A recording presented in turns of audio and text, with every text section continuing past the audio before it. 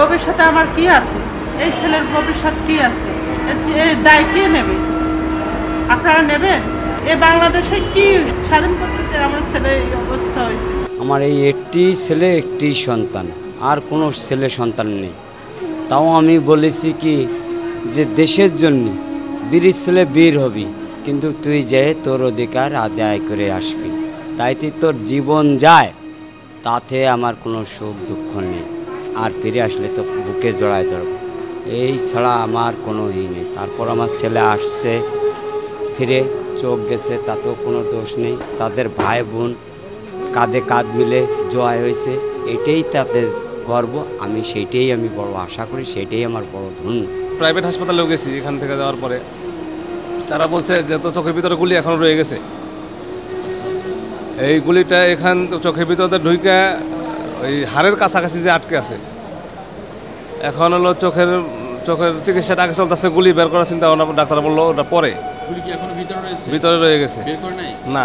ওটা বলছে যে আগে আমার চোখটা বাঁচানোর চিন্তা ভাবনা আমরা করতেছি, চোখ বাঁচার পরে ওই গুলি বের করতে গেলে মাথার ডাক্তার লাগবে।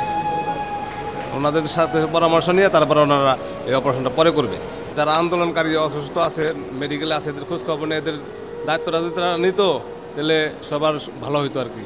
আমি অনুরোধ করব তারা যেন আমাদের পাশে থাকে।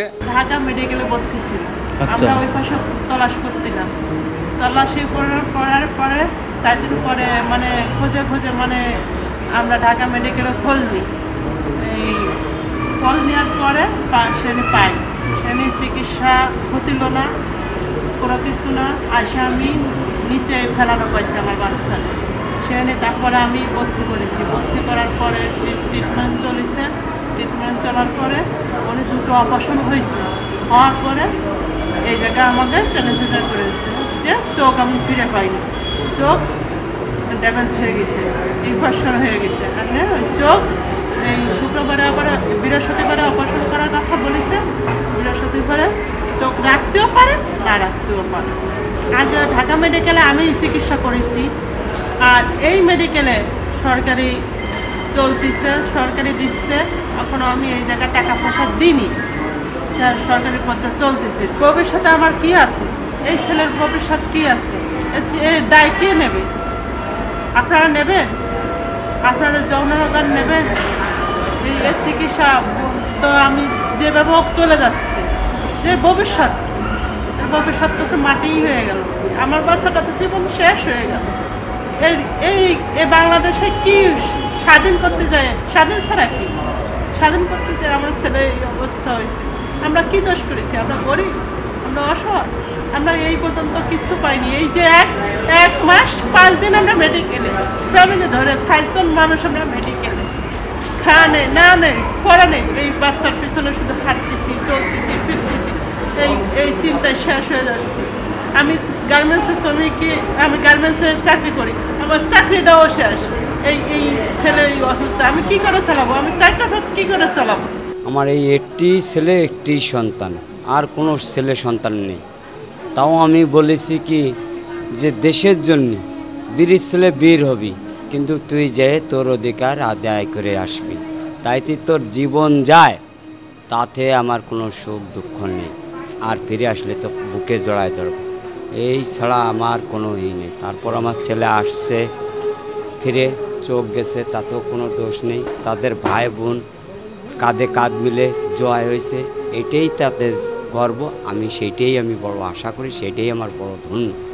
তা এখন হচ্ছিল কি দেখাশোনা তাদের সরকারের ছাত্র আন্দোলনের, সেটাই তো তাদের ব্যাপার, আমার তো কোনো কিছু করার ব্যাপার না। আমার মনে একটু আফসোস কি থাকবে, পাশে চলবে, সুখ দুঃখে তাদের শেয়ার করে নেবে, এটাই আমি মনে করি পাওনা। আমার ছেলে বাম চোখের মনির পর একটা গুলি লেগে ঢিপ হয়ে গেছে, তার পাশাপাশি আরেকটা গুলি লাগেছে।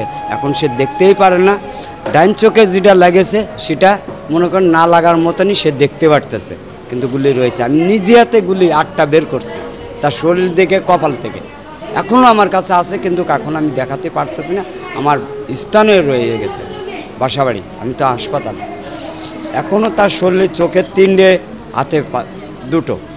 তারপরও আমি ঢাকায় আসছি। 4 তারিখের ঘটনা, আমি 4 তারিখে দিন যে রাত 5 তারিখের দিন পরে রাত, তখন আমি 2:30টার সময় আমি চক্ষু হাসপাতালে ভর্তি থেকে আমার ছেলেরে 5 তারিখে 12টার দিকে অপারেশন করে বেডে ফেলাই দিয়ে আমি তারপরও সংসদ আন্দোলনে গেছি।